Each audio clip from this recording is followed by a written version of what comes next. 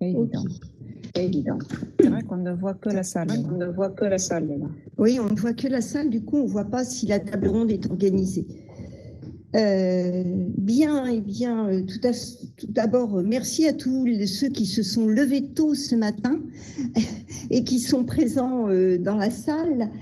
On doit dire avec Nathalie que ce matin, nous ouvrons ce congrès avec une émotion très particulière. C'est le 13e congrès de la SFSD, mais on n'a pas voulu l'ouvrir sans rendre hommage aux soignants. Nous dédions ces 4 jours à tous nos collègues qui depuis des mois et des mois sont sur le terrain et luttent contre la pandémie. Nous souhaitons, comme les citoyens l'ont fait, le soir à 20h, que tous ensemble nous les applaudissions et que nous leur rendions un très très très grand hommage. Et puis nous allons répondre à la question, est-ce que la santé digitale a répondu aux défis de la crise sanitaire? Aujourd'hui, nous pouvons dire oui, car la mobilisation de tous autour de la téléconsultation a fait que de nombreuses vies ont été sauvées.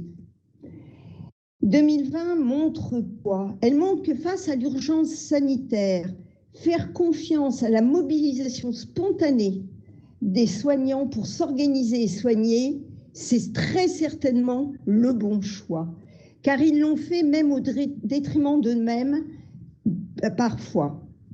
Alors, que ce soit à l'hôpital ou en ambulatoire, nous avons rencontré cette même mobilisation et c'est avec bon sens qu'ils l'ont fait. Je vois que je ne suis pas réveillée ce matin.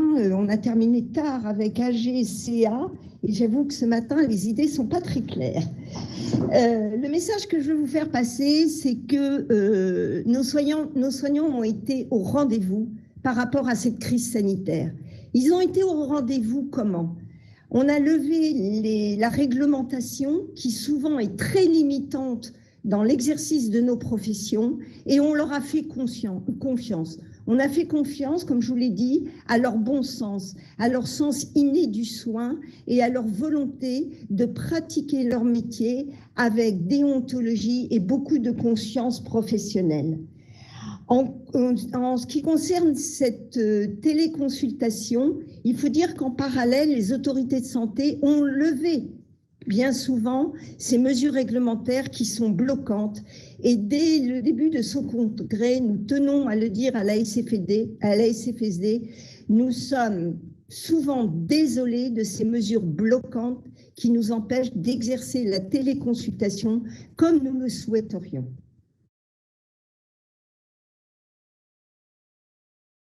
Alors, faisons ensemble un petit zoom en arrière.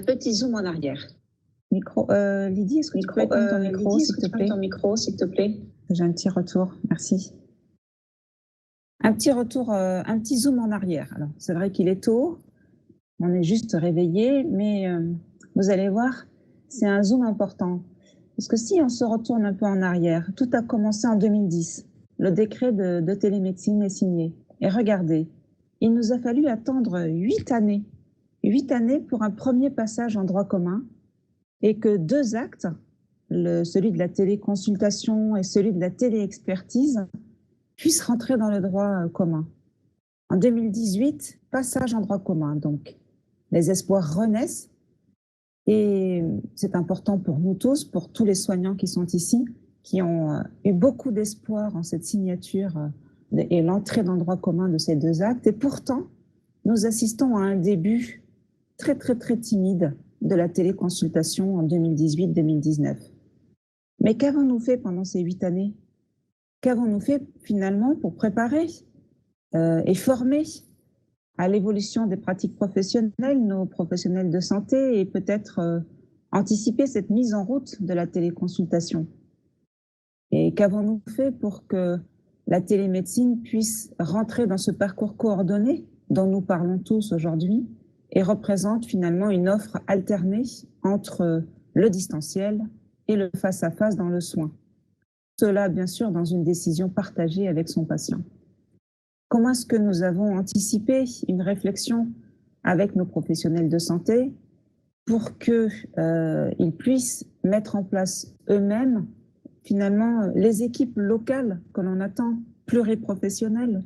On entend parler de tout cela, mais comment avons-nous anticipé cette réflexion pour qu'ils puissent exercer à distance sans stress, avec des médecins qui exercent avec des assistants en téléconsultation, qui utilisent des outils.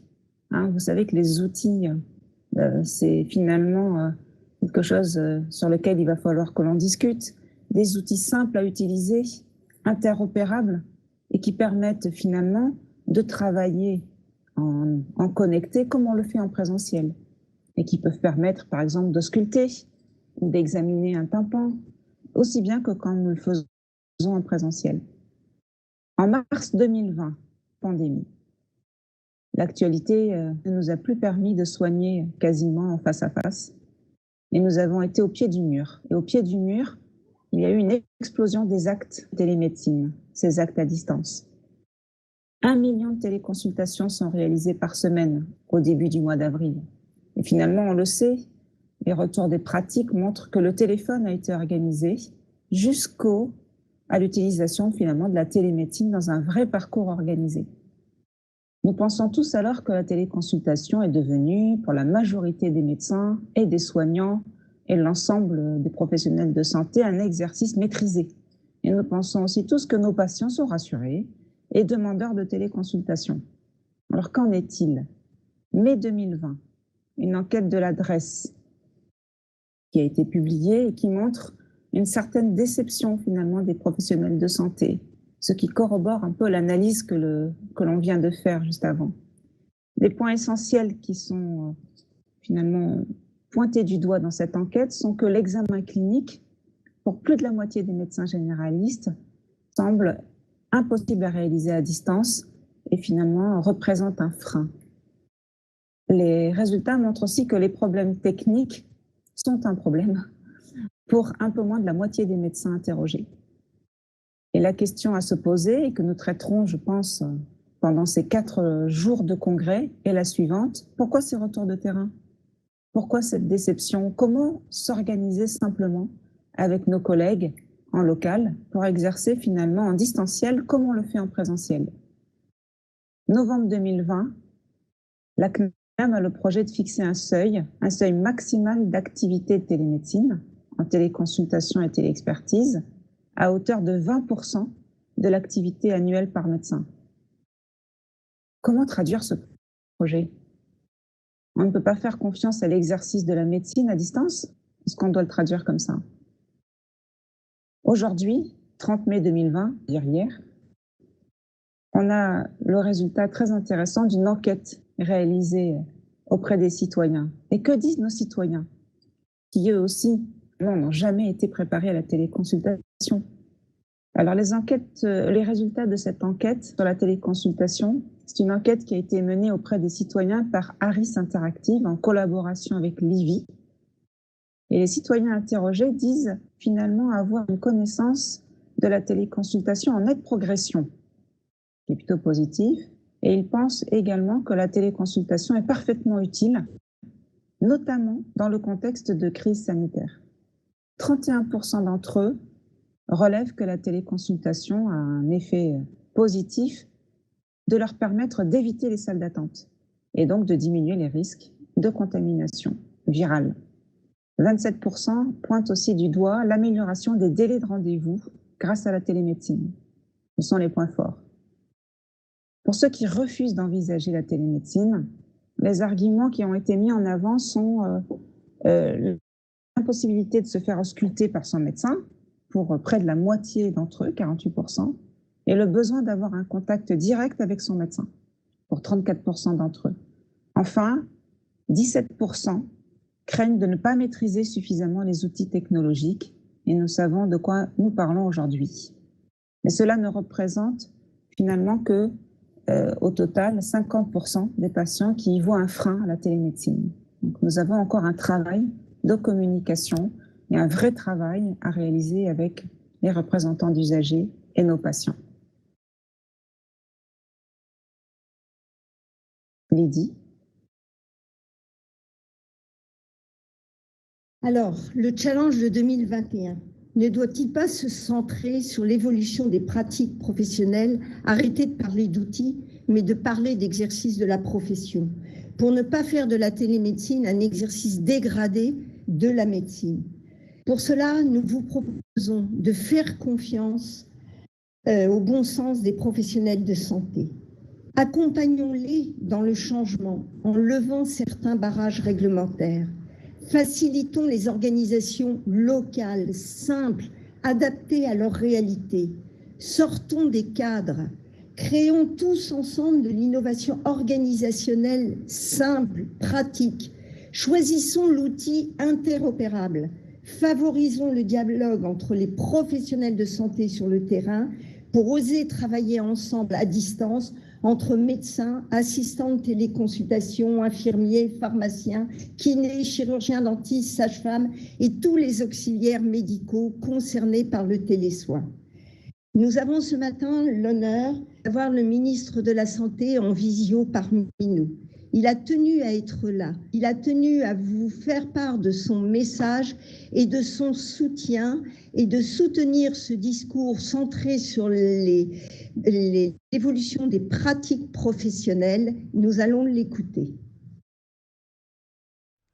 Madame la Présidente, chère professeure Nathalie Salle, Mesdames, Messieurs, chers tous, je suis très heureux de participer à votre congrès dans cette période si difficile pour les soignants, si difficile pour nos concitoyens, et je veux d'abord vous dire toute ma gratitude pour votre mobilisation sans faille depuis plusieurs mois maintenant.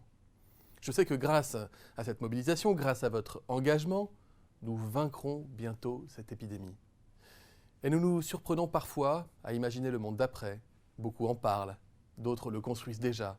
Et c'est votre cas, parce que ce monde d'après, vous le prépariez déjà un peu dans le monde d'avant. Le numérique en santé a fait des pas de géant ces dernières années. Et la France a su réunir ses forces vives, construire une gouvernance et structurer ce qui est désormais une filière riche de promesses pour la santé des Français. La semaine dernière, l'ordonnance portant mise en œuvre de la prescription électronique a été publiée au journal officiel et c'est un signal très fort, parce que ça prouve que le numérique n'est pas un gadget, mais bien un outil d'avenir dont les professionnels de santé doivent s'emparer dès à présent. Comme médecin, comme parlementaire hier et comme ministre aujourd'hui, j'ai toujours eu la conviction que le numérique était un levier de transformation sans pareil. Aujourd'hui, le virage numérique n'est plus une construction théorique. Il se confronte à la pratique, aux usages, aux organisations, tant au niveau national que sur les territoires. Et si le numérique n'est plus une construction théorique, c'est parce qu'il a su, c'est parce que vous avez su vous mobiliser, vous organiser et vous fixer un cap. Je pense bien évidemment à la feuille de route « Accélérer le virage numérique en santé » qui est un peu notre boussole. Et vous pourrez compter sur moi pour redoubler d'efforts et d'ambition à vos côtés. Le numérique en santé, je l'ai dit, je le répète, j'y crois. Et comme vous, je sais que le développement du numérique trouve ses conditions de possibilité dans une seule chose, rare et précieuse, la confiance. Nous devons être à l'écoute des inquiétudes de chacun et y apporter des réponses et des garanties pour créer les conditions de la confiance. Les récents débats sur une application destinée à faciliter le contact tracing nous a rappelé le caractère éminemment sensible de certains sujets et j'ai dû me démener pour expliquer que Stop Covid, devenu tous anti-Covid, ne préfigurait pas je ne sais quel Big Brother. De la confiance donc, parce que sans confiance, les plus beaux projets achoppent et les transformations espérées laissent place au statu quo et à l'inertie. Et cette confiance des Français ne peut se gagner qu'au prix d'une seule exigence, celle de la sécurité. Il ne peut y avoir de transformation numérique sans cybersécurité. La sécurisation des systèmes d'information numérique est plus que jamais un enjeu crucial. Elle concerne à la fois la protection de notre vie privée, celle des activités économiques de notre pays, de ses infrastructures critiques ou encore de sa souveraineté. Chacun comprend donc pourquoi le virage numérique ne peut être engagé sereinement sans cette garantie de sécurité. La transformation numérique et la cybersécurité sont aujourd'hui les deux faces d'une même médaille. Je ne vous apprends rien sur cette nécessité absolue de la confiance, mais la crise sanitaire que nous traversons doit renforcer, si besoin était, cette exigence. J'en viens maintenant à nos perspectives, et je commencerai par un tour d'horizon des sujets sur lesquels nous devons travailler pour avancer. Je pense notamment à l'éthique du numérique, la formation en e-santé, la fracture numérique, le développement économique d'une filière e-santé en France, autant de leviers de transformation qui mobilisent l'écosystème de la e-santé sous la houlette du Conseil du numérique en santé, qui est en quelque sorte votre parlement à tous. Des leviers de transformation, il y en a beaucoup dans l'exercice inédit, historique du Ségur de la santé. Vous le savez, nous allons investir pour mieux reconnaître les soignants dans ce qu'ils font et ce qu'ils sont, mais nous allons aussi investir pour réarmer notre système de santé et placer le soin au cœur des organisations. Le numérique aura toute sa place dans ce système de santé réinventé et nous investirons pour le numérique dans la modernisation des hôpitaux, pour les outils numériques dans la qualité de vie au travail des soignants ou encore pour des outils numériques interopérables dans l'organisation territoriale des soins. Notre système de santé est prêt. Et si l'on ne devait trouver qu'une vertu à cette satanée épidémie, c'est bien d'avoir révélé la pertinence de certaines pratiques qui promettaient hier de simplifier notre système de santé. En matière de simplification, nous avons fait un bond inimaginable il y a encore quelques semaines avec les outils numériques. Je pense en particulier à la télémédecine, qui de 60 000 actes par an est passée à plus d'1 million d'actes par semaine. Je pense également aux télésoins, la télémédecine pour les paramédicaux, créée en 2019 et qui a pu se développer très largement pendant la crise. C'est la preuve, si besoin était, que des outils efficaces sont à notre disposition et que dès lors que les circonstances l'exigent, les barrières sont franchies. Et tout au long de la crise, l'écosystème de la e-santé a fait preuve d'un dynamisme exceptionnel. Et je salue les hôpitaux, les médecins, les soignants, les éditeurs, les start-up qui ont innové, inventé, imaginé, dans des délais très rapides, des dispositifs qui ont permis à nos organisations de tenir. Aujourd'hui, il faut mettre les bouchées doubles et déployer le plus rapidement possible les fondations techniques nationales et régaliennes prévues par la feuille de route pour garantir enfin l'interopérabilité et la sécurité des systèmes numériques de santé. L'identifiant national de santé, la carte ICPS, l'application e-Vital, la messagerie sécurisée de santé et bien entendu le dossier médical partagé. Je crois également que nous devons poursuivre nos efforts sur les secteurs médico-social, avec des enjeux immenses que nous connaissons tous, avec le mur démographique qui est devant nous, le vieillissement de la population, avec la prévention de la perte d'autonomie, la lutte contre l'isolement, qui sont autant de sujets dont le numérique doit s'emparer sans trembler. Mesdames, Messieurs, je suis plus que jamais convaincu que le numérique en santé est aujourd'hui à la croisée des chemins au bénéfice des professionnels, des patients et de tous les citoyens. Alors, mobilisons-nous pour accélérer le numérique en santé et dans le médico-social, pour renforcer sa place dans le parcours de soins, pour favoriser son rôle au sein des territoires et pour être non pas un symbole, mais bel et bien la force motrice du système de santé du monde post-pandémique. Je vous souhaite à toutes et tous des échanges riches et constructifs. Bonjour à toutes et à tous, je suis Marianne Benoît-Truoncan, sage-femme. Je suis aussi la vice-présidente du Conseil national de l'Ordre des sages-femmes et je voudrais remercier la Société française de santé digitale de nous avoir invités à ce congrès. Alors je suis absolument désolée, je ne peux pas être là en distanciel, donc je me suis permis de vous enregistrer une vidéo pour vous expliquer un petit peu ce qui s'est passé autour des sages-femmes pendant la crise sanitaire et puis l'impact de la télémédecine sur l'exercice même de la profession. Donc, pendant la première crise, l'Ordre des sages-femmes n'a pas demandé aux sages-femmes libérales de fermer leur cabinet parce que vous savez que l'exercice des sages-femmes se décompose entre obstétrique et gynécologie et autant les soins de gynécologie pouvaient être un petit peu repoussés, autant en obstétrique c'est absolument impossible et c'est également tout à fait impossible pour les interruptions volontaires de grossesse. Donc malgré le manque de matériel, nous avons quand même demandé aux sages-femmes de laisser dans la mesure du possible leur cabinet ouvert. Et évidemment là, la télémédecine a pris toute son importance. Dans le décret télémédecine, depuis le début, les sages-femmes sont bien intégrées, donc elles ont bien la compétence pour réaliser de la télémédecine, sauf que jusqu'au début de cette crise, il n'y avait pas dans la nomenclature de remboursement pour cet acte pour les patientes, contrairement aux médecins. Donc ça, c'était un frein majeur qu'il fallait lever pour qu'on puisse un petit peu généraliser la pratique. Et nous avons été dès le 14 mars en relation avec le cabinet du ministre. Une semaine après, à mesure dérogatoire, le remboursement a été possible. Et donc les sages-femmes se sont vraiment engouffrées dans cette option qui était essentielle pour le maintien de la prise en charge des femmes enceintes.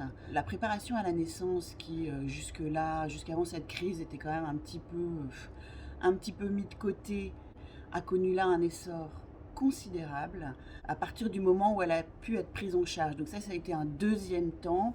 Donc peut-être une semaine après la prise en charge de la téléconsultation, la préparation à la naissance a pu être aussi prise en charge par l'assurance maladie. Et ça a été d'une immense utilité pour les femmes, parce que pendant cette période tellement angoissante, et notamment pour les femmes enceintes, ces cours de préparation étaient vraiment essentiels pour améliorer un petit peu leur bien-être. Vous imaginez la complexité. Et puis dans un troisième temps, l'interruption volontaire de grossesse a pu aussi, pour ce qui est des premières consultations, être réalisée en télémédecine par les sages-femmes. Ça a été un petit peu plus tardif, peut-être un mois après. Donc le constat qu'on a eu à cette période, c'est que les sages-femmes, globalement, elles sont numériquement compatibles, puisqu'elles sont jeunes. L'âge moyen de la profession de sage-femme, c'est 40 ans. Et puis leurs patientes sont jeunes aussi.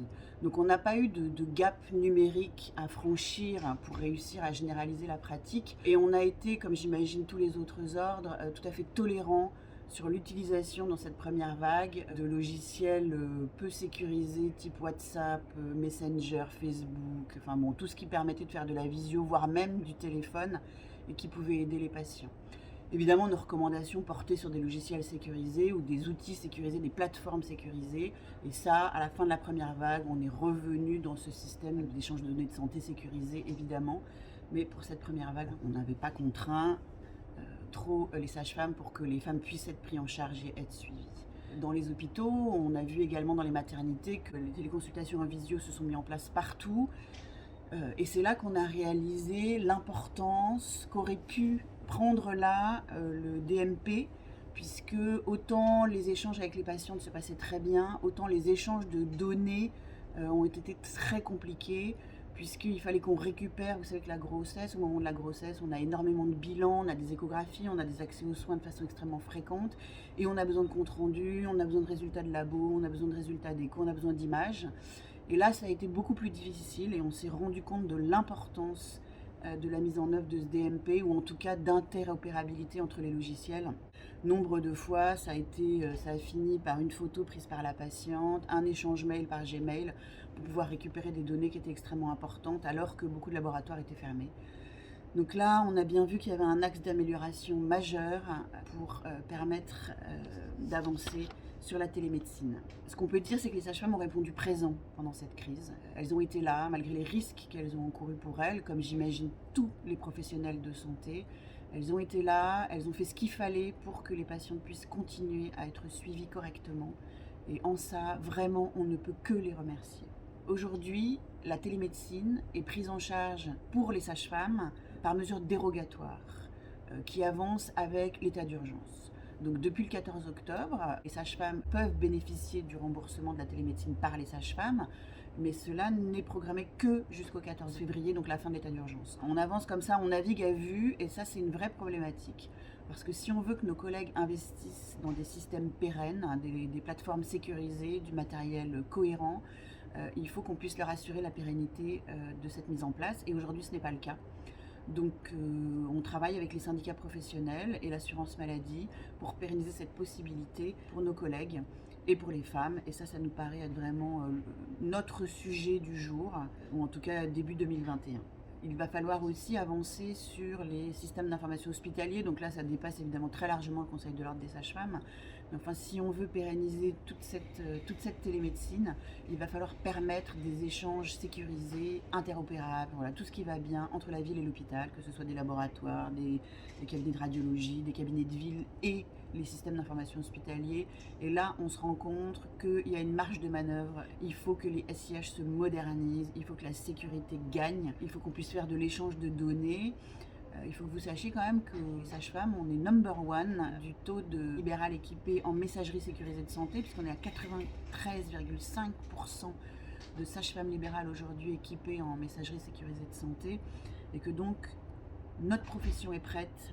C'est un petit peu à la décision des pouvoirs publics. Dès qu'il faudra appuyer sur le bouton, nous on est là pour pouvoir vraiment travailler sur ce système, mettre en place le DMP pour les nouveau-nés, et pour toutes les femmes enceintes, par exemple en même temps que la déclaration de grossesse, on ouvre le DMP et on le remplit avec les documents essentiels au suivi de grossesse, les bilans biologiques, les échographies, les consultations, ce qui permettrait déjà de sécuriser tout le parcours de grossesse, et puis évidemment de sécuriser l'arrivée de ce nouveau-né, de permettre aux sages-femmes qui se rendent à la maison en postpartum de connaître les femmes et leur histoire. Voilà, enfin, ce serait vraiment un bond extrêmement important dans la prise en charge des femmes qui ne pourrait qu'améliorer le système en place. Et si de nouvelles crises sanitaires devaient se produire, eh bien, on serait à même d'aller très très vite pour mettre en place des téléconsultations et des choses extrêmement protégées avec un bon échange de documents et un suivi tout à fait optimisé de la grossesse. Au-delà de notre profession, bien sûr, je veux ici remercier tous les professionnels de santé qui ont été, je trouve, très impressionnants pendant cette crise, qui ont trouvé des solutions extrêmement rapides pour avancer, pour la prise en charge de tous nos citoyens. Et ça a été vraiment très révélateur de l'implication des professionnels, et évidemment notamment des sages-femmes, dans cette crise. Je vous remercie de m'avoir écouté, je vous souhaite un très bon congrès et j'espère qu'on sera à même de se revoir bientôt.